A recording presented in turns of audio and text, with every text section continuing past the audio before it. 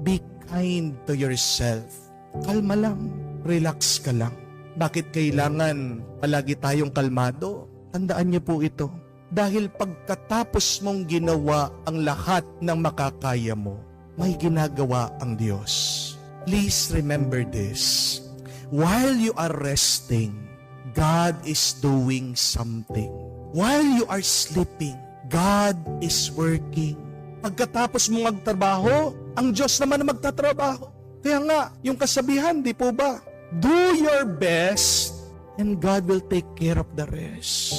Oo, magpagod ka, pero pagkatapos mong magtrabaho, magpagod, alay mo sa Diyos. Siya naman, dahil nagtitiwala tayo, hindi niya tayo pababayaan.